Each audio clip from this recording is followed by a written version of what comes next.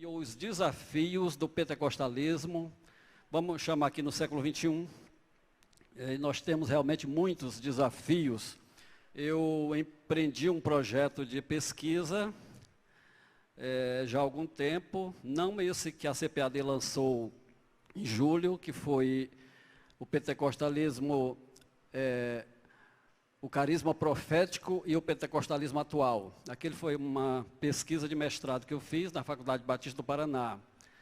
Mas esse outro projeto de pesquisa que eu fiz foi exatamente para cobrir ou preencher algumas lacunas que nós tínhamos na história do pentecostalismo.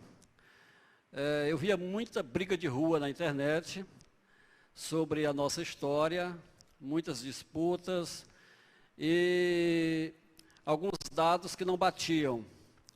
Então, eu resolvi empreender um projeto de pesquisa, a pedido até do diretor executivo da CPAD, irmão Ronaldo, que em 2017, quando eu ministrava acerca dos 500 anos da Reforma Luterana, em 2017, na CPAD Mega História, no Rio, e ele achou muito interessante a palestra e disse: pastor Zé Gonçalves, transforme isso em livro. E eu resolvi abraçar o projeto. Naquele momento eu falei sobre as raízes arminianas das Assembleias de Deus. Então eu fiz um projeto, uma pesquisa, a partir de 3 vertentes, né, o pentecostalismo americano, o pentecostalismo escandinavo e o pentecostalismo brasileiro. Então eu tive que ir às fontes, né, o que a gente chama no mundo acadêmico as fontes primárias. Aquilo que os pioneiros escreveram, aquilo que eles disseram. E eu fiquei muito grato a Deus e surpreso por muita coisa que eu acabei descobrindo e conhecendo, que até então era desconhecido. Para mim, e eu acredito para muita gente, neste livro que a CPAD já está editorando, nós acreditamos que vai ficar um livro aí, dependendo da editoração, mas o projeto mesmo em papel A4, no Word, ficou com 504 páginas. É uma resma de papel. E nós estamos imaginando que vai ficar em torno de 750 a 800 páginas o livro sobre a glossolalia, ou a glossolalia, e a formação das Assembleias de Deus. O título é esse, pastor. Primeira mão, estou dando aqui o título, que o diretor me informou. A glossolalia e a formação das Assembleias de Deus. Que, na verdade, a minha intenção era chamar o movimento de línguas. O movimento de línguas, ele está na base da formação das Assembleias de Deus americanas, em 1914, né? E também na formação da Assembleia de Deus britânica, e na formação do movimento pentecostal escandinavo. Eu chamo escandinavo porque é mais complexo, tem na Noruega, tem na Suécia principalmente. E o movimento de línguas é o elo comum, é o denominador comum desses movimentos. Todos eles têm a base, o movimento de línguas. Para você ter uma ideia, a Assembleia de Deus americana, ou as Assembleias de Deus, que lá são mais de 20 denominações que formam as Assembleias de Deus, nós temos uma declaração de fé de 1916. E essa declaração de fé, ela tem um dos pilares, dizendo que a evidência física do batismo no Espírito Santo é o falar em línguas. A Assembleia de Deus britânica, que surge um pouco depois, nós devemos falar nela aqui, ela também tem uma declaração de fé. Ela começa em 22, a britânica, e já na sua declaração de fé, eu consegui essas declarações de fé, todas estão no apêndice do livro, né, desse livro que nós editoramos, estamos trabalhando, e lá também tem a mesma verdade fundamental.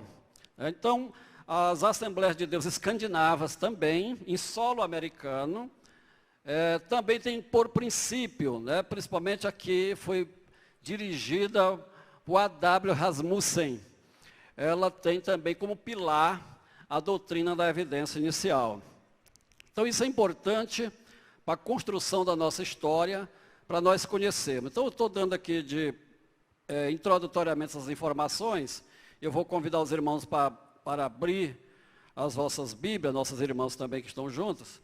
E no Salmo 74, versículo 9, nós vamos ler uma palavra do Senhor e a partir dessa palavra nós vamos trazer aqui a nossa reflexão para os irmãos. Salmo 74, versículo 9. Eu estou usando a Almeida Revista atualizada, não a nova Almeida, mas ainda a versão atualizada antiga. Já não vemos os nossos símbolos, já não há profeta, nem entre nós quem saiba até quando. Já não vemos nossos símbolos. Vou ficar com essa primeira expressão. Já não vemos os nossos símbolos. No hebraico é ot, significa insígnia, significa o próprio símbolo, significa distintivo. É aquele brasão que os policiais usam, os federais usam, é aquele distintivo que diz quem você é. É isso que ele está dizendo aqui. O salmista lamentava que esses distintivos estavam acabando, estavam desaparecendo. E nós podemos, a partir daí, trazer uma reflexão para nós sobre estes distintivos pentecostais, né? Aquilo que nos deu identidade, aquilo que nos fez ser conhecido no mundo todo. Né? Então, o movimento pentecostal ele é muito rico, é muito diverso, é muito complexo, mas é um movimento gigantesco e a gente precisa conhecer. Os irmãos têm uma ideia, o pentecostalismo ele é estudado diuturnamente nas academias. Nós temos dezenas de teses de mestrado, de doutorado, sobre o movimento pentecostal. Alguns, a maioria por sociólogos, tese de doutorado, PhD, e o olhar da sociologia é aquele olhar mais fundamentado na ciência positiva, que a gente diz, não é? Mais aquele olhar crítico para o movimento, o olhar de fora. Mas o movimento, ele é muito mais complexo, muito mais rico do que isso. A gente precisa, como pentecostal, conhecer a nossa história a partir de dentro, para que a gente possa dar uma resposta a essa sociedade. Tem um sociólogo da Universidade de Harvard, que é uma das mais famosas do mundo, que é de tradição batista, Harvard. E ele é um sociólogo, inclusive ele é batista também, casado com a judia, que é o Herbert Cox. Ele escreveu um livro chamado O Futuro da Fé. Esse livro foi lançado pela Paulus recentemente no Brasil. É interessante como o Cox, ele analisa o pentecostalismo. Ele divide a história da religião em 3 momentos distintos, ou do cristianismo, vamos dizer assim. Ele divide o primeiro momento que ele chama a Era da Fé. Foi aquele movimento apostólico, aquele movimento da fé efervescente, aquela fé que era uma ebulição, o movimento do livro de Atos que a gente conhece, daquela igreja contagiante, daquela igreja que influenciou o mundo. Então ele traz uma reflexão no livro dele sobre esse movimento que sobreviveu ao Império Romano, que sobreviveu às catatumbas, que sobreviveu às perseguições, que ultrapassou a história.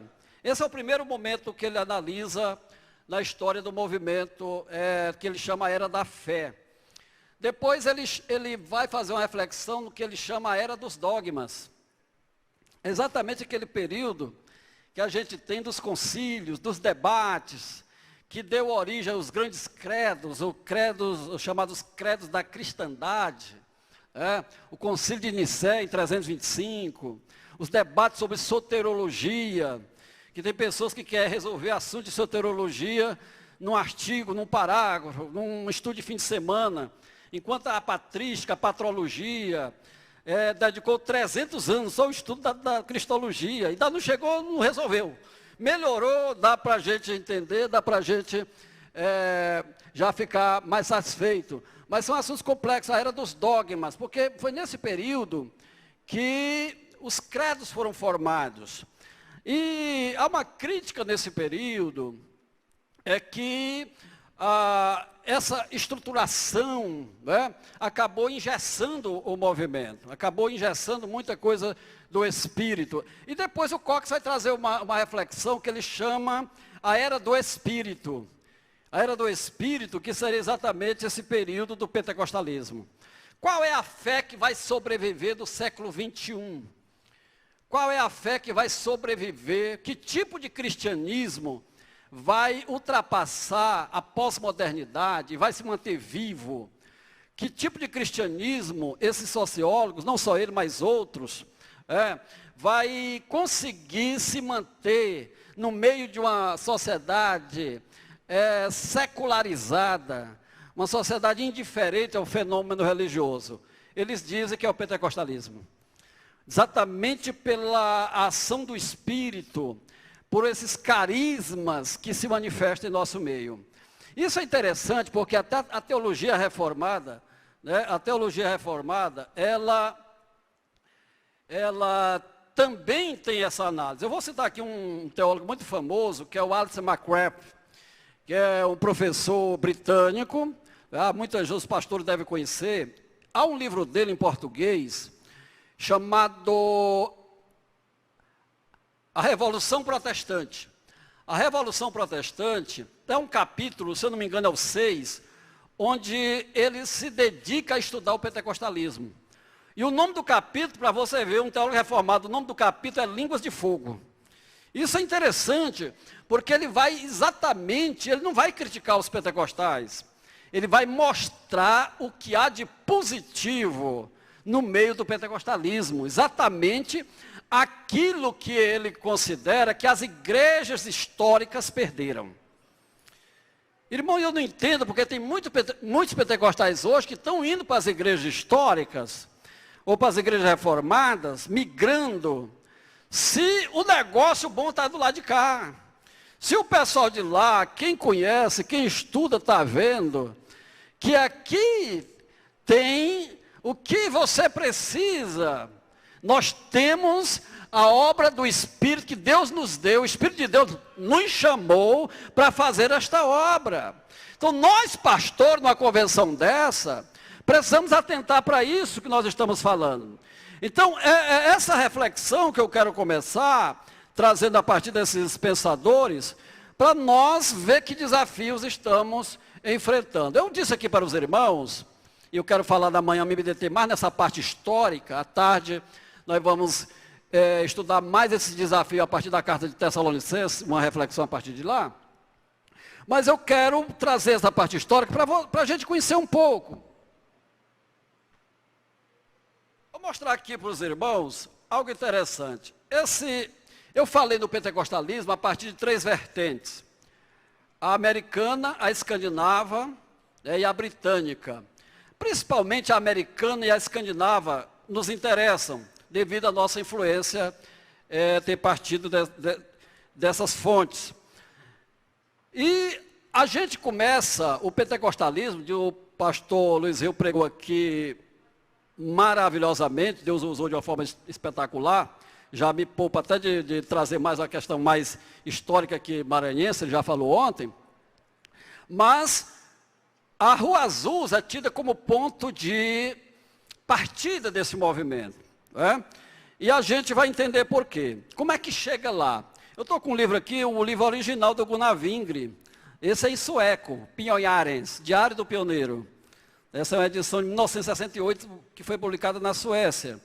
Daqui foi traduzido aquele que nós temos no Brasil, acho que em 73 que traduziram, né? Esse aqui é o original, tem aqui a foto dele bem jovem, né? Esse é o Diário do Pioneiro, em sueco, Pionjarens, Deckbog. Então é um livro bem interessante para a compreensão. Esse livro aqui, que eu vou mostrar para os irmãos, eu considero como um milagre estar na minha mão. Esse livro. Esse é o Freud den Agende, em sueco também. Por isso que eu estou estudando sueco, né? Freud den Agende, que é um livro escrito por John William Strand. O dono do sebo, que a gente chama no Brasil, lá é um antiquário, uma livraria que vende coisa antiga, ele disse para mim, eu só conheço esse exemplar no mundo, não tem outro.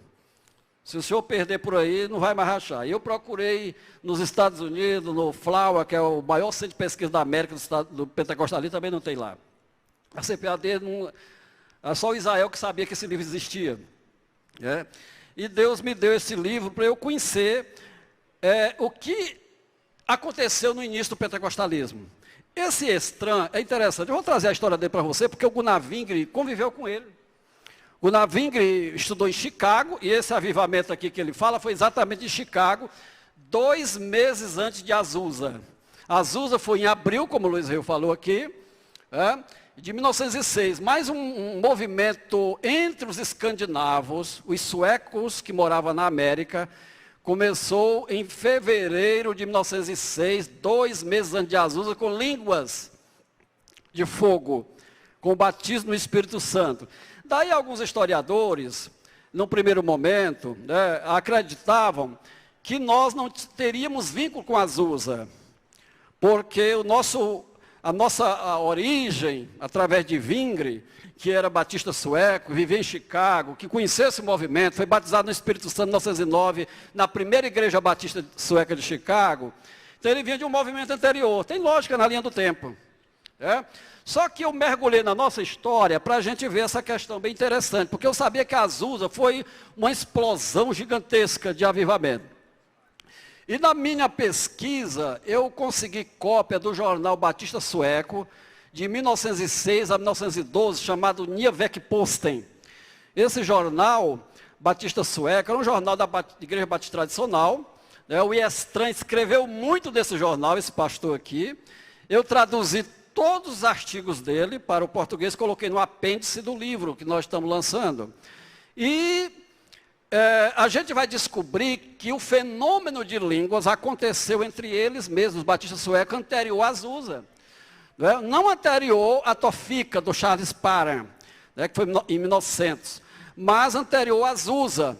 Só que tem um fato interessante que era desconhecido da história. Os batistas suecos não tinham a doutrina da evidência inicial. Eles não tinham a doutrina da evidência inicial. Quem leva a doutrina da evidência inicial e soma-se a eles, no mesmo período que Azusa foi 2 meses e logo chegou em Chicago, foi o movimento de Azusa através de William Duran. O William Duran leva o pentecostalismo para Chicago e o Duran influencia todas as correntes, inclusive os batistas suecos, a ponto do Wingre congregar com ele. Então a gente encontrou esse elo, essa coisa interessante da nossa história, desses pioneiros. Irmão, a nossa história, ela é rica. Não só rica, mas eu desafio os companheiros a conhecer melhor a nossa história. Quantas lágrimas eu derramei chorando quando eu estava fazendo essa pesquisa, Oséias. Diante do computador, eu dizendo, meu Deus, eu estou pisando no rastro de gigantes. Estou pisando em solo sagrado, em homens que viram Deus face a face como Moisés. Homens como William Duran, que quando foi batizado no Espírito Santo, cima profetizou. Quem você tocar é batizado no Espírito Santo. Duran pegou igrejas, estavam fechando as portas, pastores desanimados, que não tinha mais fenômeno. Quando ele começou a pregar, tiveram que controlar a entrada, porque 800 pessoas ficavam na fila para entrar. E quem ele tocava era batizado no Espírito Santo, era batismo de sair nos braços, de levar carregado nos braços, que as pessoas não tinham mais força nem para andar. Era uma unção apostólica. Eu fico arrepiado quando eu falo dessas coisas aqui. Eita Jesus. Nós estamos como o profeta Ezequiel, meu irmão, entrando no grande rio, só com a água, bem aqui no osso gostoso, como diz lá no Piauí, no tornozelinho já está animado. Imagina quando você estiver nadando com água já, entrando na boca já. Deus quer levar você a águas profundas. Deus quer que você mergulhe. E se Ele trouxe aqui nessa manhã, é para você conhecer a tua história, para você saber que Ele é o mesmo ontem, hoje, eternamente. Nós não vamos viver somente de memórias passadas. Você pode construir a história. Deus está chamando você, desafiando para você, um desses homens, uma dessas mulheres que faz a obra de Deus, que glorifica o nome de Jesus. Agora, eu fazia essas pesquisas e ficava extasiado. pelo que estava vendo. Eu não tenho como falar aqui, meus irmãos, no espaço de uma hora, num livro aí que vai ficar nesse volume que eu falei, entre 750 páginas por aí. Mas tudo tem um princípio. Está tudo na Escritura, mas isso eram verdades esquecidas. Eram verdades abandonadas. E houve no século XIX um movimento de despertamento em busca do sagrado. Esse movimento tem duas vertentes. O movimento holinés. O holinés, o movimento de santidade, ele tem duas vertentes, poucas pessoas sabem. Mas a segunda vertente dele, que é o movimento vida profunda, o High Life, ele deriva do movimento de santidade wesleyano.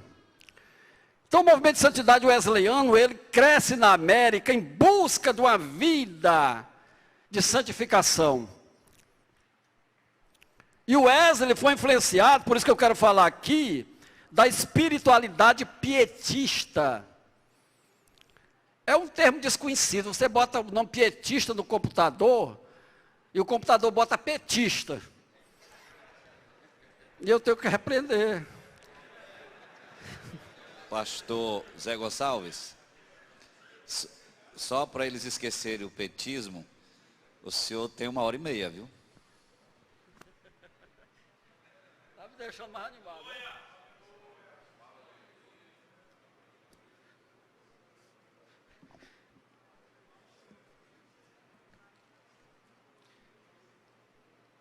Irmão, eu falei em fonte primária, não pude trazer todas, não dava para trazer. Eu botei essa mala, mas ficou muito buchuda, né? Eu tive que tirar vários do livro, mas eu ainda trouxe alguns para mostrar para você. O que originou esse movimento de santidade? Como os pentecostais chegaram à doutrina do batismo no Espírito Santo? Esse cidadão aqui, olha o tamanho desse livreto, A.J. Gordon. Isso aqui é a edição original que eu consegui. Foi escrito 1894, essa aqui é a edição que eles republicaram em 1896, mas olha a edição original dele, encontrei num sebo, uma livraria antiga nos Estados Unidos, se chama O Ministério do Espírito, a editora dos clássicos traduziu esse livro, eu encorajo você a ler. Os pentecostais pioneiros, todos passaram lendo este livro, esse livro ajudou na formação. Chegou também, eu não pude trazer, o livro do R.A. Torrey, o R.A. Torrey, que é chamado Batismo no Espírito Santo, 1896. Também eu consegui a edição original dele. E todos esses livros vai mostrar como é que vai se construindo aquilo que ia desaguar no maior movimento da história da igreja cristã, comparado até a reforma luterana, que é o pentecostalismo. Esse livro mostrando a espiritualidade que ia se formando, o movimento de santidade, foi um movimento que buscava uma santificação, vou até chamar física, porque eles buscavam uma experiência de crise. O movimento de santidade divertente wesleyano, de John Wesley, o grande Wesley que a gente conhece. E eles buscavam isso, eles chamavam inteira santificação. A gente vê que havia alguns excessos mesmo dentro disso, mas a motivação deles era uma coisa impressionante, que eles buscavam, uma vida profunda. E o movimento de santidade, mas de linha histórica, vou chamar nem reformado, que o termo reformado hoje foi sequestrado por algumas igrejas. É como se fosse dono, patentearam, não existe isso, mas a gente... falar mais da questão de igrejas históricas, esse era um movimento que dava mais ênfase ao revestimento de poder, como o próprio A.J. Gordon, esse cidadão aqui, que escreveu esse livro, ele era um pastor batista, que morava em Boston, pastor de Boston, e fundou uma escola de missões que depois se transformou no Gordon Cornell, que é um seminário famoso, uma faculdade americana, uma universidade que tem ali, que eu tive o privilégio de passar pertinho dela certa vez ali, quando eu estive lá. Então a gente vê como é que ia se configurando esse movimento, da despertamento que vai estourar no pentecostalismo. Eu coloquei aqui a espiritualidade pietista. O que foi o movimento pietista? Foi um movimento, vamos dizer assim, que estava inconformado com a igreja luterana. A igreja luterana havia esfriado, havia enrijecido, havia perdido aquelas características, muitas delas, que a gente vê na Reforma. Isso fez com que surgisse aqueles que buscavam a renovação para a vida cristã. E um deles foi esse camarada aqui, chamado Philip Jacob Spinner. Esse aqui é o livro dele, está em espanhol, Pia Desideria, escrito em 1675. O Pia Desideria chama-se Desejos Piedosos. Essa tradição da Assembleia de Deus, de ter vida devocional, oração, jejum, de buscar Deus, que ainda hoje é mantida, ela é resgatada pelo movimento pietista, irmãos. Isso é bem interessante, porque a nossa origem nos batistas suecos, nos escandinavos, eles tiveram uma influência do pietismo muito grande, porque o pietismo ele entrou na Europa com muita força, e principalmente na Escandinávia. Em 1800 nasceu um pietista chamado Lars Levi Lostadius. Lostadius, ele foi um pietista que morreu em 1861, mas ele influenciou os batistas suecos de uma forma extraordinária. Há vários livros sobre Lostadius e a sua influência. Ele era muito conservador, esse lado mais conservador das Assembleias de Deus, que eu ainda alcancei, muito mais tempo, eu aceitei Jesus em 83, alguns são mais velhos do que eu, mas eu conheci uma Assembleia de Deus muito mais dura, muito mais rígida, muito mais fechada, e aquele sistema muito mais conservador vinha dos pietistas, a questão de usos e costumes era muito forte entre eles, dos pietistas batistas suecos, também dos pietistas americanos. Então esses homens nos trouxeram um legado de uma espiritualidade que eu vou chamar efervescente, uma busca pela palavra de Deus. Eu anotei alguns pilares do pietismo, são 6, mas a gente vai resumir e a gente vê que ele vai trazer aquela cultura bíblica de volta para a igreja, o movimento pietista. Então eles eram chamados lá na Europa, chamados os leitores, os readers, os leitores, porque eles tinham uma prática de leitura da Bíblia, irmãos, nos lares. Naquele tempo, eles já levavam aos lares os cultos, vamos dizer, chamados cultos domésticos, eles faziam nos lares, e isso foi renovando a igreja, vai crescendo esse movimento. Depois você vai ganhar a cristandade, entre os batistas, eles chamavam isso de novo movimento, na América, vai se fortalecendo. Eu citei aqui o livro do Iestran. O Iestran levantou uma campanha de oração em 1902, até 1906, quando estourou o movimento de línguas entre eles. Ele teve um movimento de oração de 4 anos, pelo menos o que eu mapeei. No Niavec Postem, ele fala muito, eu coloquei no livro o que ele diz, mas aqui ele fala também. E o que essa reunião era toda segunda-feira. Todas as segundas-feiras eles oravam a noite inteira. Toda segunda a noite inteira, buscando o avivamento. Eu fiquei em dúvida quando eu estava lendo em inglês. Eu digo, meu Deus, será que eu estou lendo certo? É a noite inteira ou toda noite? É toda segunda-feira ou é a segunda-feira a noite toda? Porque a gente tem muito cuidado com a questão de tradução. Eu liguei para uma colega minha que é perita no inglês, e ela disse, aí é a noite inteira mesmo. Aí está dizendo que ele orava a noite inteira. Então eles passavam a noite inteira em oração. No Niavec Postem, o Iestran vai defender muito isso. Porque que eles oravam, buscavam, eles foi muito criticado. E aí, meus irmãos, quando deu em fevereiro de 1906, foi que explodiu esse movimento entre eles, que ele chama alegria no Espírito Santo. Foi uma coisa impressionante, o Freud dele, Agandé, que esse aqui é alegria no Espírito Santo. Então, veja como é que Deus vai trabalhando. Esse movimento de renovação, ele vai acontecendo na Europa e nos Estados Unidos. Agora, o que diferencia, que nos dá a identidade assembleiana, é que nós criamos e cremos que a evidência inicial, o batismo do Espírito Santo, havia uma manifestação física dele. Isso é bíblico, não dá para a gente negar. O livro de Atos vai mostrar esse lado evidencial, esse lado físico, esse lado experimental. E a gente não pode perder isso de vista. A gente não pode perder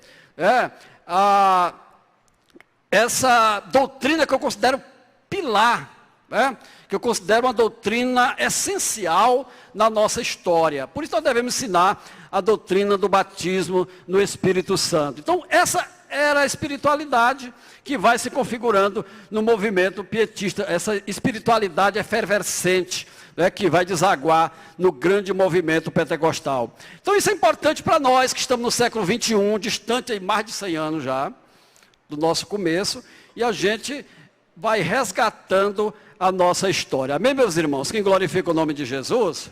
Isso é maravilhoso. Então a gente tem muito para falar desses pioneiros. Vocês já ouviram falar do Cima? Esse cidadão aqui, que é William Joseph Seymour. Esse aqui é o único livro que ele escreveu, 1915, que é Doutrinas e Disciplina da Rua Azusa. Esse livro é bem interessante. Ele foi descoberto há algum tempo e agora está sendo editorado. É bem interessante, porque esse cidadão, como disse o Luiz Rio ontem, ele era um homem simples. Ele não era um teólogo, não era um erudito. Ele era um homem que vinha de classes bem pobres, humildes, mas uma coisa tinha nele, era um homem de uma espiritualidade, uma vida profunda com Deus. Isso é que conta, quem glorifica o nome de Jesus. Era um homem que amava a Deus, que buscava a Deus. Né? Então o Cima, ele já vem influenciado pelo Charles Parham. E aí a gente vê o movimento de línguas com Parham em 1901. O Parham vem do movimento de santidade wesleyano. E ele era, vamos dizer, um andarilho à procura de movimento de renovação. Ele andou em vários. Ele andou em vários movimentos de renovação, ele teve contato com esse movimento de línguas, e ele chegou à conclusão que as línguas eram evidência do batismo no Espírito Santo. Então o que ele fez? Ele procurou sistematizar isso. Ele procurou sistematizar isso. Tem um livro que tem vários artigos dele, que é Paper Azusa Street, né? Os papéis da Rua Azusa. Eu não trouxe porque era bem volumoso. Mas é bem interessante a gente ver como é que ele vai construindo para chegar no movimento pentecostal. Então a gente conhece a história, ele vai para Tofica, numa casa abandonada, ele monta uma escola bíblica, vai estudar com 40 e poucos alunos. Uma dessas alunas, a Agni Osima, ela tem a experiência pentecostal, que a gente conhece, foi em 1901, só que tem um detalhe. A Osima escreveu uma carta em 1908, eu tive acesso a essa carta, e a traduzi e coloquei no livro. Quase poucas pessoas talvez conheçam essa carta. Mas a Osima, ela vai dizer que o Parham, de fato, incentivou os alunos, a buscar uma vida mais profunda, vida de oração, buscar o batismo no Espírito Santo. Mas ela diz que até então não tinha essa instrução para que as línguas seriam a evidência. Inclusive ela chega a dizer, coisa que eu nem sabia, mas ela diz que 3 semanas antes da experiência dela de línguas, aquela experiência que está na história, que todo mundo conhece, ela falou 3 palavras em línguas estranhas. Então ela recebeu um batismo antes de 1901. Ela recebeu ainda em 1900, que a experiência dela é bem na final do ano, na virada do ano. Então, isso é interessante, né? E depois o Parham recebe, poucos dias depois recebe também o batismo no Espírito Santo.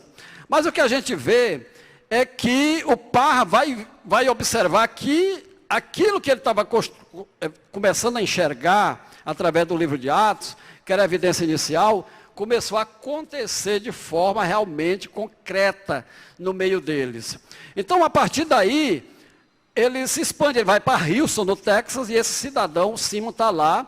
A gente conhece, está na história, que ele assistiu a pregação pela porta, que não pôde entrar, porque negro não podia entrar naquele tempo, ficou do lado de fora assistindo. Depois ele vai para Los Angeles, a convite de uma igreja da santidade, e prega a palavra lá, sem a experiência pentecostal ainda, e lá acontece o movimento que a gente conhece como movimento da Rua Azusa. E lá a Azusa começa a irradiar-se por outros lugares. Aí entra esse cidadão que eu chamo aqui, eu trouxe aqui um pouco dos artigos dele, os artigos do William Durant, né? Article written por pastor William Durant. William Durant, ele foi em 1907 que ele foi batizado no Espírito Santo em Azusa. Ele morava em Chicago, ele era pastor de uma missão da Santidade Wesleyana, né? E ele soube do avivamento de Chicago, porque alguns crentes foram batizados, que eram da igreja que ele conhecia, né, da igreja lá de Chicago, e ele disse, foi até lá, alguém pagou, uma pessoa pagou a passagem de trem para ele, ele foi, e ele passou alguns dias lá, buscando a experiência pentecostal. E ele disse que a espera foi boa, porque a espera fez ele conhecer maior, saber esperar mesmo em Deus, como ele diz, e valorizar a experiência que ele teve. Ele foi batizado no Espírito Santo em 1907, em março de 1907, às 1 da manhã. Ele foi batizado no Espírito Santo. E quando ele volta para Azusa, é aí que vai haver essa confluência entre os pentecostais de Azusa e os pentecostais batistas suecos escandinavos de Chicago. Essas duas experiências vão se juntar, embora houvesse muita divergência entre batistas e wesleyanos, né? Eram duas ramos diferentes da teologia. Mas as línguas vai unificar, né, aqueles que acreditavam que era evidência, como o próprio Zwingli. O Zwingli, ele é batizado em 1909. Isso significa que depois do avivamento de Chicago, dos batistas suecos, ele passou 3 anos ainda, esperando pela experiência, até ele se convencer que era a evidência inicial. E ele vai buscar, né, essa experiência, e ele é batizado no Espírito Santo de Deus. Então, a partir daí vai se configurando esse movimento pentecostal que a gente conhece. Então, é uma história espetacular que eu coloquei aqui como a espiritualidade pietista, mas coloquei também a relevância da experiência. Irmão, sem experiência não tem pentecostalismo. A gente tem que botar isso. Não é que a gente coloca a experiência acima da palavra de Deus. Não, isso nunca fez parte da nossa história isso. O que a Bíblia diz é que o Espírito fala no texto, e ele fala a partir do texto, porque ele já prevê, o próprio texto bíblico, prevê que o Espírito iria se manifestar no futuro. Jesus diz assim, né? Jesus explica isso, dizendo que ele vos ensinará toda a verdade. Ele vai falar o que há de vir. Então o Espírito de Deus, ele está presente em todos os momentos da história. Então a nossa experiência, ela é padronizada pela Bíblia.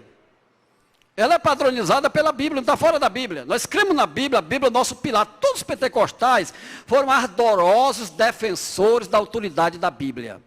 Um dos pilares do pentecostalismo, como diz o Menzies, no livro dele sobre o Espírito Santo, é a autoridade das Escrituras Sagradas.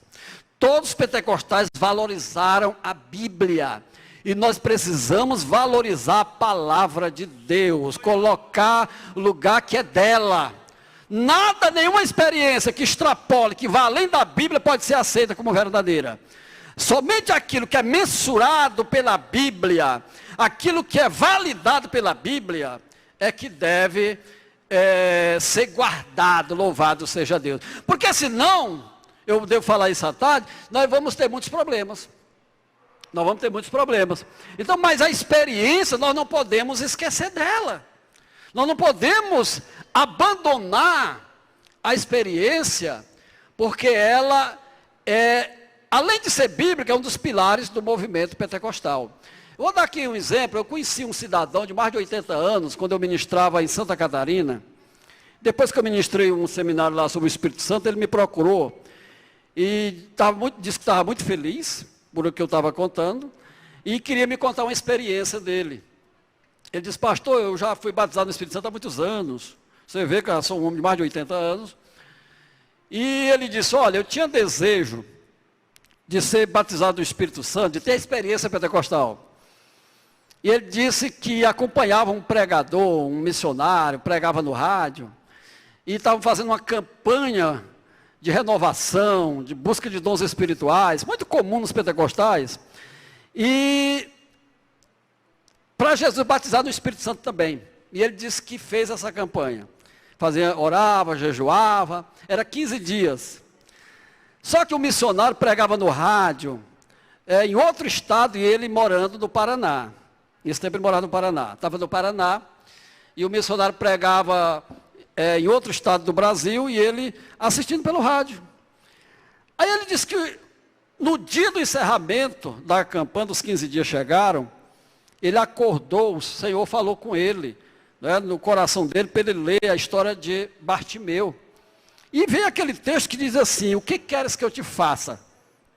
E ele ficou com aquela pergunta na mente.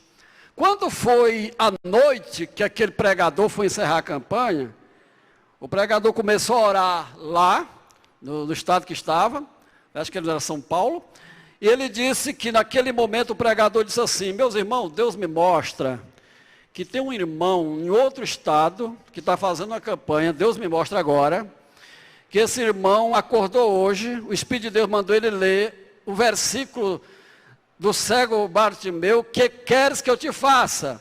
Meu irmão, Jesus está respondendo que é para você estar sendo batizado no Espírito Santo agora. Ele disse que explodiu falando língua nessa hora.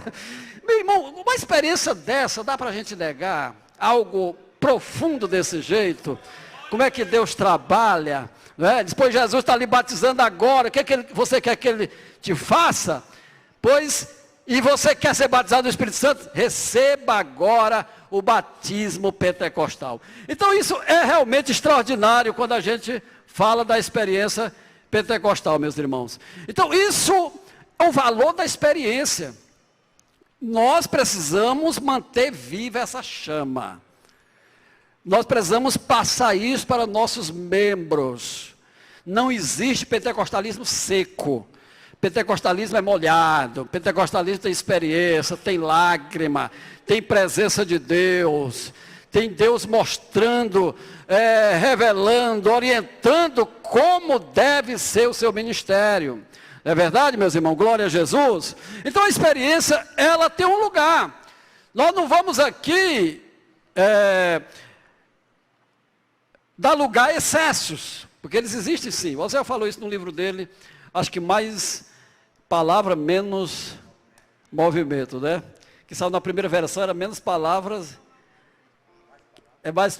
mais palavras, menos emocionalismo, porque eu tenho a primeira versão também. Então, era isso que a gente precisa. Eu vou trabalhar essa parte mais à tarde. Mas eu estou mostrando essa parte da historicidade, como é que a coisa vai se configurando, vai se formando. Uma espiritualidade pietista. O que é isso? Vida devocional. Irmão, pentecostal que não tem vida devocional, não é pentecostal. Não é. Se nós não temos vida de oração, não temos vida de leitura da Bíblia, não temos vida de comunhão, nós perdemos a essência do pentecostalismo. Pentecostalismo é vida com Deus. Pentecostalismo é buscar a Deus em oração, é ficar na presença de Deus, é esperar. Louvado seja Deus. Pentecostalismo é isso. Eu me lembrei agora do Donald Dee, num sermão que ele pregou em 1929. O Dee foi um mestre britânico, acho que alguns pastores devem conhecer a história dele. Ele escreveu um jornal chamado Pentecostes. Nessas minhas pesquisas eu tive acesso a todas as edições a partir de 47 até 66. Mas, meu Deus, ele pregou um sermão que ele chamava o perigo que os pentecostais enfrentariam, baseado na história da tentação de Cristo. Uma coisa que ele chamou a atenção lá foi quando o diabo tenta Jesus a transformar as pedras em pães. E ele disse que uma das tentações do pentecostal seria ter uma espiritualidade que ele chama espiritualidade de piquenique. Um movimento só para dentro, um movimento mais como se fosse de diversão. E não é isso o pentecostalismo. O pentecostalismo não pode ter essa espiritualidade de satisfazer, vamos dizer, os apetites internos. O pentecostalismo é muito mais E vai além disso, que nós vemos um movimento pentecostal hoje, que os estudiosos chamam pentecostalismo, tem muita espuma, é um movimento mais inchado, é um movimento que está faltando essência, e isso nós não podemos cair nesse erro. Então o Giz chama essa atenção. A outra que ele diz é a questão quando coloca o diabo, coloca lá, mostra Cristo no pináculo do templo, para ele se atirar. É o pentecostalismo do espetáculo. Nós não podemos, irmãos, ter um pentecostalismo de espetáculo. Estrelato não existe no pentecostalismo, não é para existir no pentecostalismo. Deus nos chamou para ser profetas, para ser instrumento, para ser vaso, para influenciar uma sociedade que esses ídolos já têm demais. Então nós precisamos entender essa parte. Louvado seja Deus, não é? Então isso é importante. E a outra coisa que ele fala tudo isso te darei se prostrado me adorares. Né? Então ele vai falar desse lado perigoso da popularidade, que é outra coisa que nós devemos ter cuidado. O movimento cresceu, chamou a atenção, o movimento é visto, o movimento é assediado, a Assembleia de Deus faz a diferença, e isso pode se configurar uma tentação, como dizia o Di. Então tudo isso é para nós termos cuidado. Né? Então isso que eu estou falando aqui, a relevância da espiritualidade pietista, a relevância da experiência, e também outra coisa que o Duran fala nesse livro aqui que eu mostrei, ele chama organização. O Duran chama organização. A igreja ela é organismo e também é organização. Mas o Duran, interessante, que ele e o Levi Petros também, e o Vingre, eles vinham de um movimento, mais, vamos dizer assim, descentralizado, um movimento sem essa configuração mais institucional, e eles tinham muito cuidado com isso. E a gente precisa dosar isso. Eu sou pastor da Assembleia de Deus há mais de 20 anos, convivo em convenção e sei do que a gente precisa fazer para melhorar ou recuar para melhorar também. Então, esses homens tinham muito cuidado. Duran escreveu um artigo onde ele faz uma crítica tremenda ao institucionalismo. Porque ele tinha medo que o institucionalismo, a organização que ele chamava, pudesse acabar inibindo ou freando o movimento do Espírito. O que eu coloco aqui, a estrutura do movimento pentecostal. Como era a estrutura do movimento pentecostal? Ele era chamado movimento, porque não havia neles no início essa estruturação. A estruturação vai aparecer num momento necessário, mas eles tinham medo do que isso poderia chegar no futuro. É interessante, em 1927, o Gunnar Wingre tive acesso a essa carta que ele escreveu para a Suécia, em 1927. Os suecos estavam já criticando, achando que a Assembleia de Deus estava ficando muito tradicional em 1927, no Brasil, imagina. Eles mandaram uma carta, pastor Raposo, e o Wingre teve que se explicar. Eles estavam recebendo algumas críticas, os missionários brasileiros, que estavam se enrijecendo já, muito se estruturando. E eles tinham medo disso, porque eles vinham de uma tradição que ele chama congregacional, que é as igrejas livres. E o Wingre escreveu uma carta de volta. Eu coloquei essa carta traduzida no livro lá. Ele diz o seguinte: meus irmãos, aqui no Brasil, palavras dele, eu fiquei impressionado com isso. Ele diz, aqui no Brasil, nós não temos essa organização, essa estruturação. Aí ele diz, aqui no Brasil, o pastor não manda no outro. Aqui as igrejas são livres. Ele dizia isso. A organização ela vai surgir em 3 anos depois, com a convenção de 30 em Natal, que a gente sabe disso. Mas a convenção surge em outro contexto. E a coisa vem crescendo, que a gente deve ficar com todos os alertas ligados para o lado para manter o equilíbrio entre organismo e organização. A igreja é um organismo, é vivo, mas a igreja precisa de organização também. Eles não negavam isso. Tem um amigo do Gunnar Wingre, chamado A.B.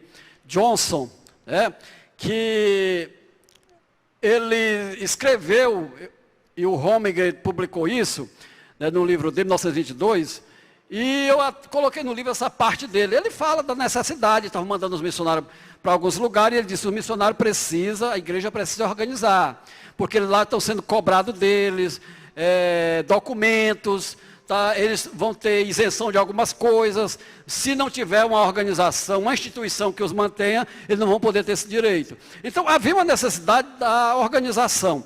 Então, essas duas coisas é importante. Há uma lição bíblica que eu escrevi, que a CPAD está editorando para sair esse ano, e um dos capítulos nós trabalhamos isso, porque vai ter uma lição, aliás, uma das lições chamada os desigrejados.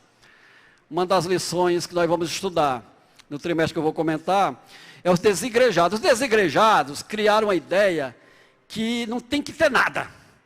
Não tem que ter organização, cada um é igreja, o cidadão pode ser uma igreja tomando um cafezinho ali no pub, ou como é que a gente chama? Na padaria, né?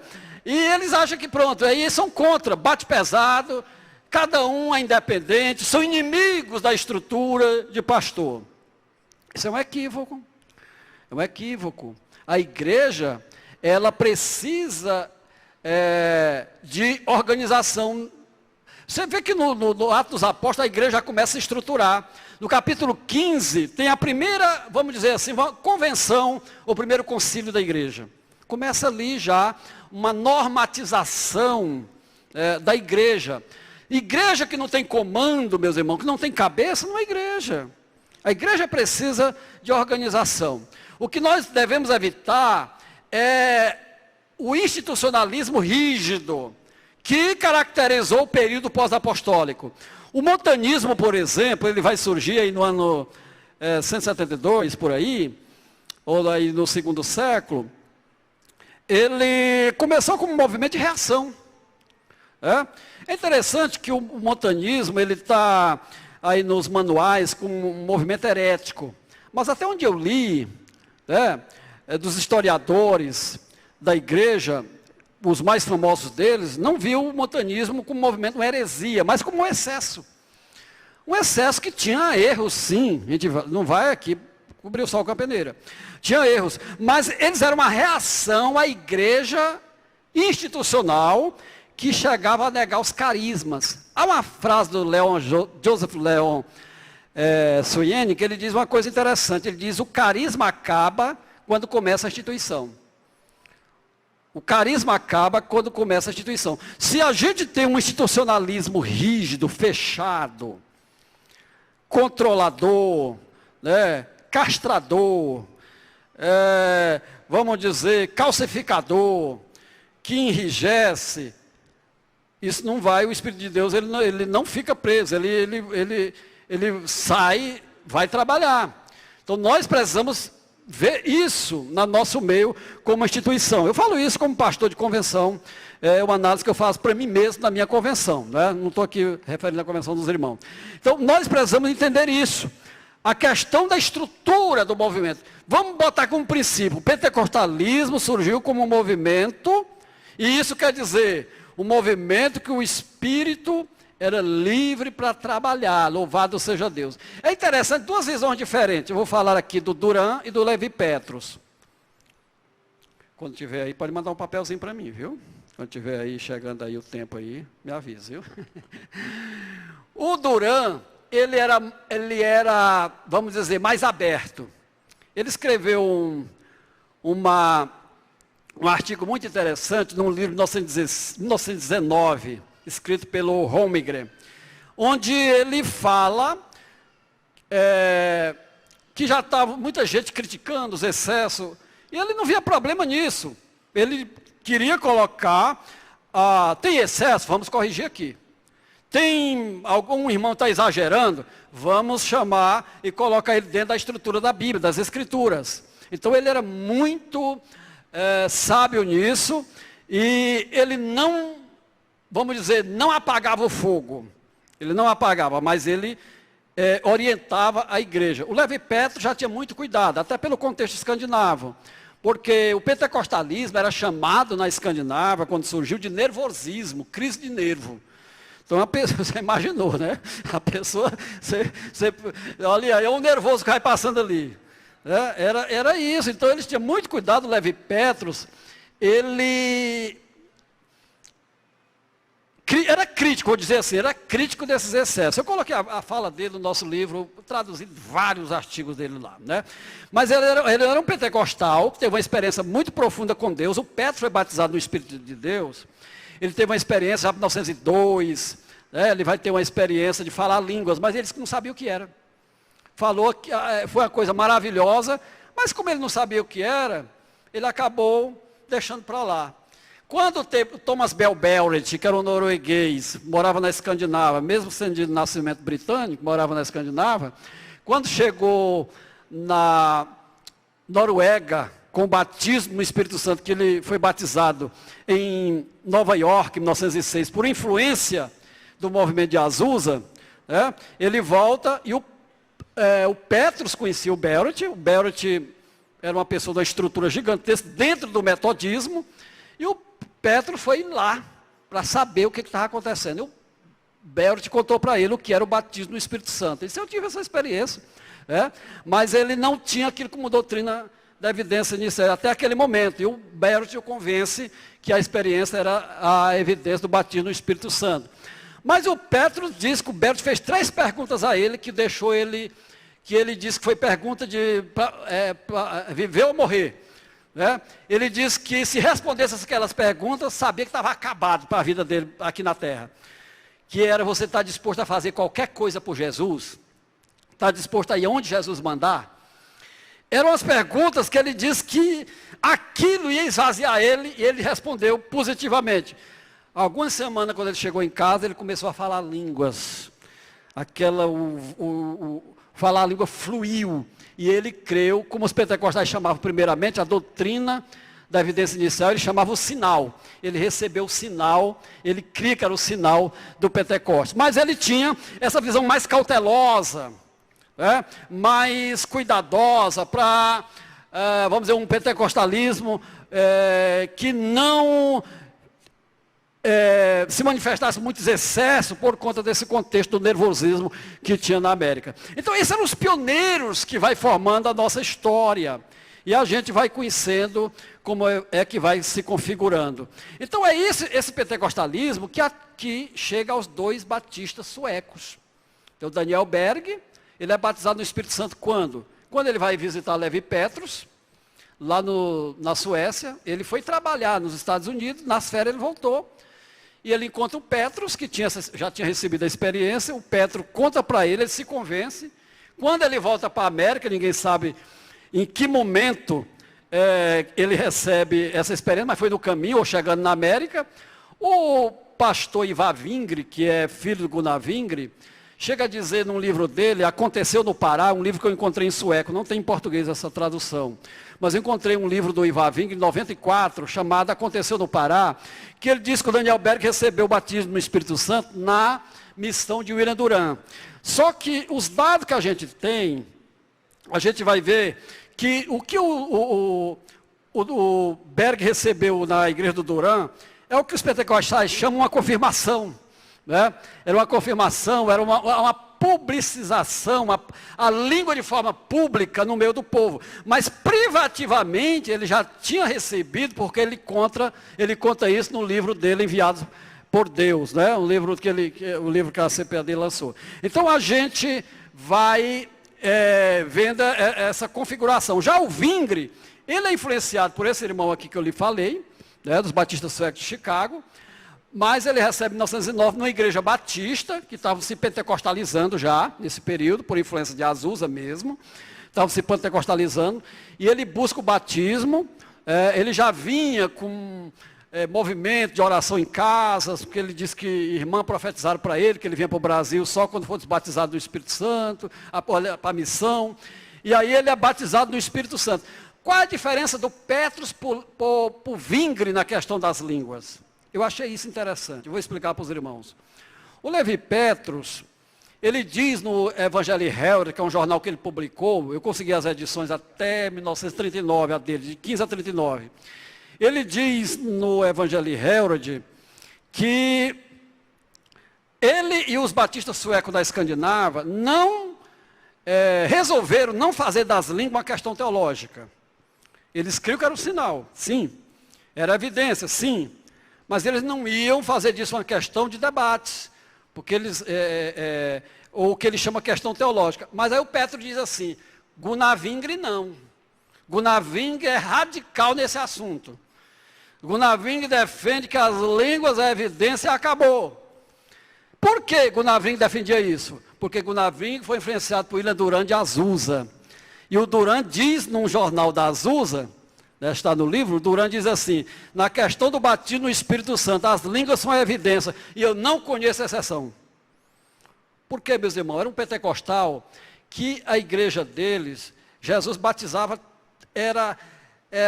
vamos dizer assim, todo mundo passava pela experiência pentecostal. O Vingre, eu acho que nesse livro aqui, esse livro aqui é um livro em sueco, chama-se Svenska Pingstvackelse Femitwar, que é em sueco, quer dizer, o movimento pentecostal 50 anos depois. Esse livro é bem velho, mas tem os nossos pioneiros aqui. Isso foi quando o pentecostal fez 50 anos na Suécia. Né? E eles escreveram em comemoração esse livro. É interessante que o Vingre conta, e está nesse livro aqui, também numa coleção de 5 volumes, do Pingstvackelse, que é outra chamada O Avivamento Pentecostal, em 5 volumes, onde o Vingre, as igrejas que ele pastoreou, 80% dos crentes eram batizados no Espírito Santo, com falar línguas. Vocês ouviram isso? Eu estou arredondando, que era mais de 80. Era 82, 83. E os que não foram batizados naquela estatística, depois eram batizados. Você está entendendo? Hoje me preocupa. Hoje me preocupa a questão, se te mandar levantar. Quem não tem a experiência de línguas, é muita gente, irmãos. Eu acho que está invertido. Você vai encontrar 20% em vez de 80%. Lá era 82, 83%. E eles faziam relatório. Eu encontrei nessas coleções lá, as primeiras cartas que o Vingre mandou para a Suécia, dessa coleção que eu consegui, tem carta de 1914, que ele escreveu para a Suécia, pedindo oferta. Tem uma carta lá que ele publicado na Suécia, ele pedindo, mais que pedir oferta era o Daniel Berg, que tinha, o historiador diz que o Berg tinha um jeito de pedir oferta, que você se sensibilizava, Ezel. E ele diz que aquela carta do Berg, quando leram na Suécia, em 1914, ele pedindo ajuda, um irmão que tinha um anel de ouro, tirou um anel de ouro e mandou logo para a missão. Botou para a missão, tiraram a oferta lá e foi grande para mandar. E eles ajudaram muitos missionários aqui. Então eram pessoas que davam valor à experiência pentecostal. Todo lugar que o Vingre ia, ele pregava sobre a experiência do batismo no Espírito Santo com falar línguas. Ele foi na igreja do Levi Petros, 1915, por aí, a gente vai ver, nesse período que ele foi da América, ele vai até a Suécia, lá ele pregou um sermão que a evidência do batismo no Espírito Santo seria o falar línguas. Aí o Petros fala também dessa experiência dele. Então eles davam valor à experiência porque era uma manifestação física. Eu não tenho dúvida que as línguas é a porta de entrada para os demais dons. Deixa eu dizer para os irmãos, eu sou pentecostal, fui batizado no Espírito Santo. E eu ficava admirado, digo, meu Deus, como é que o pastor fulano sabe coisas, fatos da vida da pessoa que ninguém sabe? Eu ficava me perguntando. Né? Porque tem pessoas que não acreditam, que a gente chama, como o Luiz falou aqui ontem, de palavra de sabedoria, de conhecimento. E eu comecei a pedir, eu não sabia nem a dimensão disso. Um dia eu fui com a minha esposa pregar numa igreja do Piauí chamada Coivaras, olha o nome da cidadezinha, né? Coivaras. Você sabe o que é Coivaras? O José conhece, né, José? Eu trabalhei fazendo coivara, né, irmão? Você queima a roça ficou quase crua, e fica o resto para queimar, a gente faz coivara. E lá tem uma cidade de Coivara, o pastor diz, eu estou fazendo, eu não era nem pastor desse tempo, eu estou fazendo um culto aqui, é um culto de evangelístico. Eu queria que tu pregasse aqui, para esse culto, tá bom, eu fui para Ramará. Aí eu estava pregando, Zé, 15 minutos pregando Isaías 43, mais ou menos uns 15 minutos, dizia assim, derramarei água sobre o sedento, meu espírito sobre a tua posteridade. Comecei a pregar, Raifran, pastor Pedro. E com uns 15 minutos, irmão, eu fiquei surpreendido. Olha, eu estava pregando a mensagem sobre a obra do Espírito. Eu disse assim, 60 descrentes do culto lá. Eu fiquei admirado, aquele pastor juntou 60 descrentes. Depois eu estava pregando, eu parei e disse, irmão, tem um casal aqui. E Deus do céu, onde é que eu vou inventar isso? Né? Irmão, tem um casal aqui que hoje à tarde vocês discutiram em casa. Jesus me cobre do teu sangue. E fui dizendo, irmão, mamãe, foi tanto detalhe, e vou dizer as palavras que você disse, para não ter dúvida que foi você. Falou a seguinte palavra para a esposa, e repetir a frase que ele disse para a esposa. O cabo levanta todo meio da igreja e disse, Maria, esse rapaz está falando de nós, vamos logo aceitar Jesus. E lá e vem para frente, vieram. Eu fiquei assim, digo, isso aqui que é o dom de revelação, que chama, palavra de conhecimento, pois é bom. Eu vou querer todo culto. Meu Deus, meu irmão, para acontecer de novo. É aí, meus irmãos, que tem muita gente que se perde. Pensa que o dom é ligar a tomada. Aí vai mentir que só um cavalo, um jumento batizado.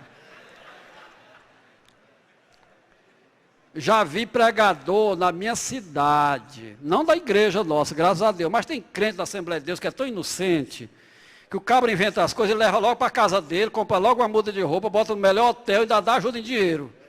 E se brincar, ajuda ele a fundar a igreja na sua cidade. Pois o cabra foi lá, chamou a irmã de uma moça, uma senhora, né? Jovem, doente. Pois o cabra lá profetizou um monte de coisa. Pai, você tem isso, você fez isso, fez. A irmã, sim. O irmão descobriu, irmão, um presbítero que a gente tinha, que ele tinha pesquisado no Facebook. Pesquisado no Facebook e mentir que estava tendo uma revelação. Meu Deus, que coisa mais horrível que é essa. Mas o dom existe. Eu quero dizer para os irmãos que o dom existe. E não é o erro que vai fazer nós abandonar a verdade. Não é o erro, os excessos que vai fazer com que nós deixemos de ser pentecostal e acreditar no poder do Espírito Santo. E esse dom, outra vez eu estava pregando numa cidade chamada São João da Serra. Lá tudo é difícil. Agora é São João da Serra. Estava dando um estudo à tarde. E eu dando um estudo, eu nunca tinha andado naquela cidade, não conhecia nem ninguém. Aí eu disse assim, irmão, aqui tem um irmão, aqui, tem uma pessoa aqui, que esse irmão está tendo dificuldade, ele vai embora para São Paulo, já comprou a passagem, Deus não quer que você vá, porque ele tem um projeto para você aqui, você vai ser obreiro local dessa igreja, e Deus vai abrir uma porta de emprego para você.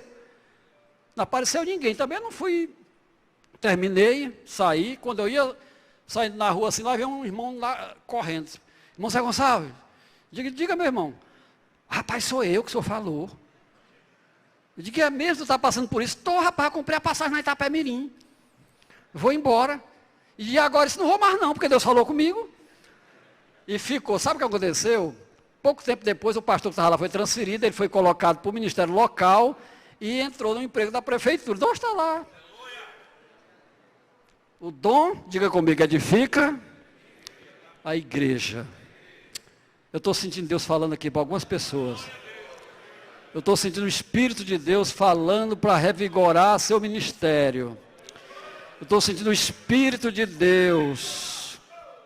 Trouxe você aqui para revigorar seu ministério. Vai revitalizar. Para você acreditar na operação do Espírito de Deus. Deus chamou você para ser diferente, ter um ministério diferente. Precisa inventar nada, não precisa fazer firula, é só deixar as águas correrem. Você está sentindo Deus aqui, irmãos?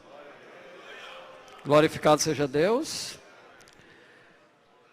Pentecostalismo é obra do Espírito Santo.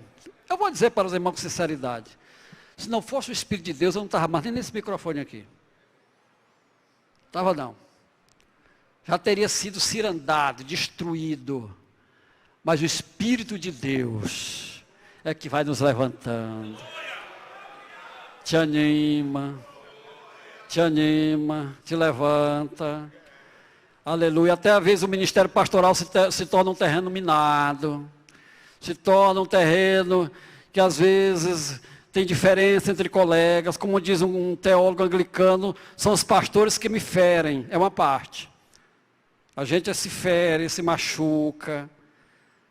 Às vezes até se intriga. Mas ele diz outra coisa, os pastores que me curam. Nós vamos nos curar uns aos outros. Nós vamos nos perdoar. Nós vamos nos juntar. Nós estamos no mesmo barco. Estamos no mesmo destino. Vamos fazer a mesma obra. Fomos chamados por Deus. Não vamos deixar que nada coloque fissura na nossa comunhão. Vamos buscar a gloriosa presença de Deus.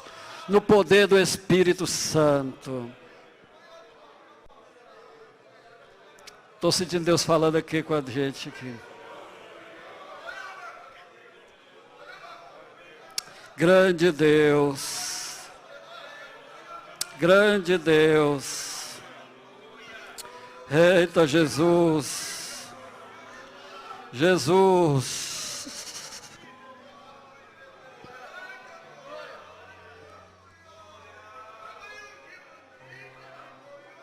Aleluia. Saiba de uma coisa. Não é uma doutrina apenas. É uma pessoa. O Espírito de Deus é uma pessoa. É o Espírito eterno. É o Espírito de fortaleza. De poder.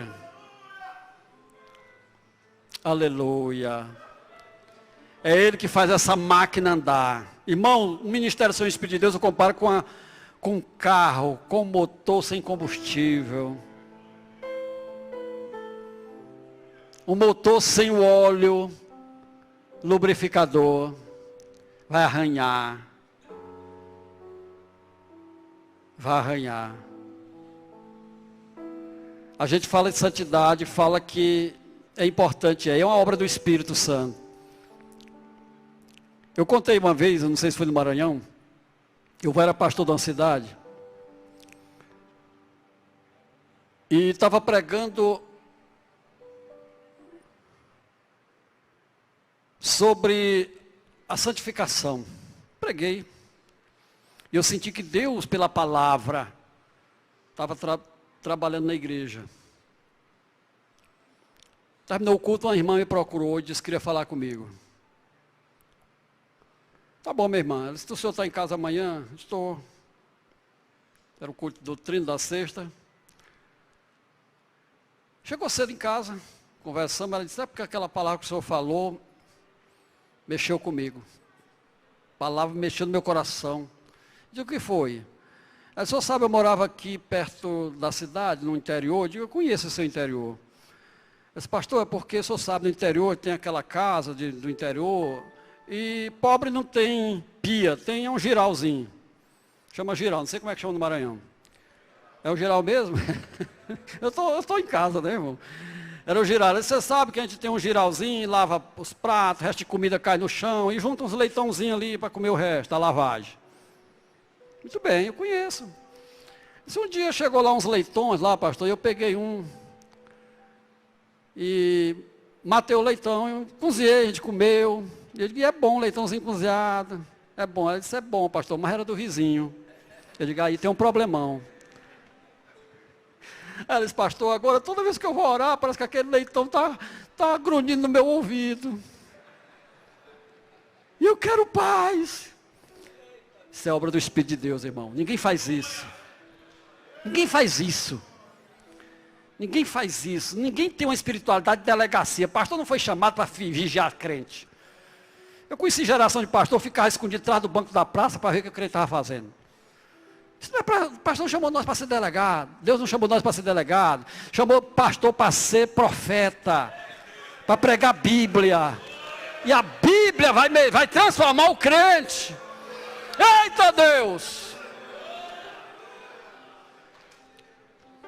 E eu lembro que outra vez eu estava pregando na cidade. Minha esposa está aí, sabe? Pastor Zé, eu estava pregando num culto de quinta-feira. Eu preguei sobre Jesus liberta. Culto de doutrina. Mas eu senti de pregar libertação para os crentes, pastor Raposo. Terminou o culto, o irmão me chamou e disse, pastor, eu quero falar com o senhor. Depois, não, meu irmão, rapaz, porque Deus falou comigo, rapaz, eu estou aqui. Eita, meu Deus. Eu digo, rapaz, que coisa extraordinária foi essa? Eu queria falar com o senhor, mas pode ser no gabinete? Pode, a coisa é séria. Aí chegou lá. Pois é, pastor, rapaz, não sei nem o que aconteceu hoje, se Deus não tivesse falado comigo. Eu digo, o que é que tão terrível tu ia fazer, rapaz? Irmão, ele puxou um punhal. Está aqui, pastor, esse punhal ia matar meu cunhado no culto hoje à noite. Matar o cunhado no culto de doutrina que eu estava pregando. Mas Jesus me desarmou hoje aqui no culto.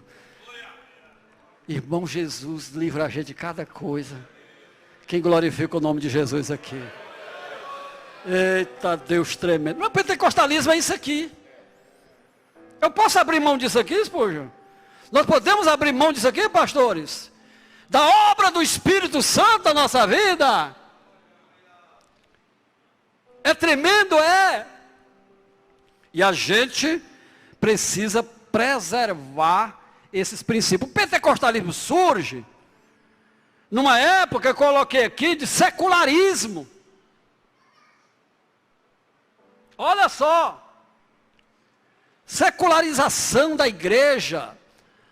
Já tinha matado as igrejas históricas. As igrejas históricas no tempo do pentecostalismo do século XIX não acreditavam mais em milagre. Não acreditavam mais em nada.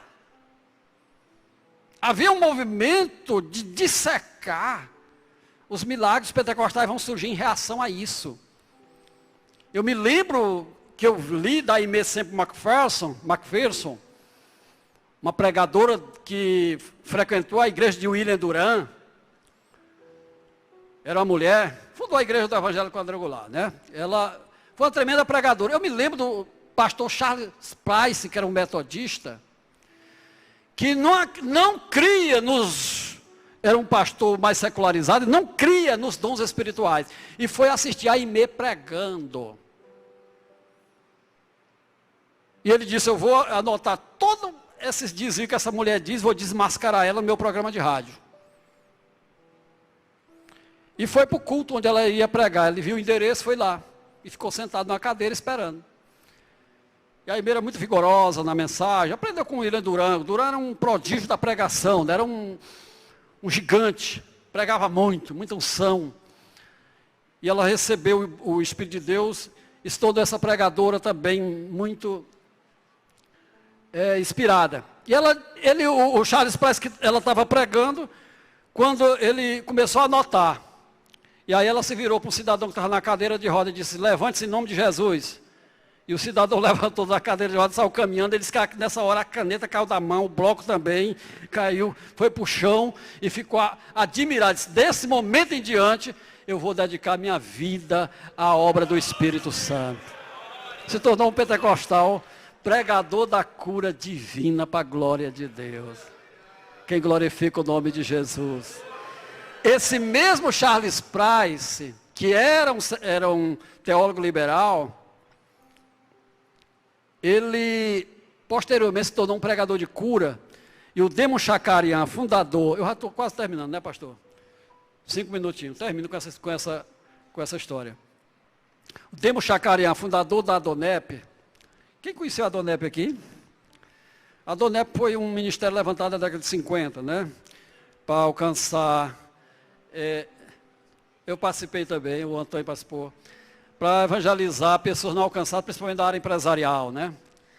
E o Demo Shakarian, a irmã dele foi acidentada, uma caçamba com asfalto, bateu nela e ela foi internada, quebrou essa parte aqui dela todinha, né? Isso aqui quebrou tudo isso aqui, a bacia. Tinha 7 raios-x mostrando os fragmentos de ossos. Então os médicos passaram gesso nela e imobilizaram ela, amarraram as pernas com roldona, tudo, para ela não se mexer.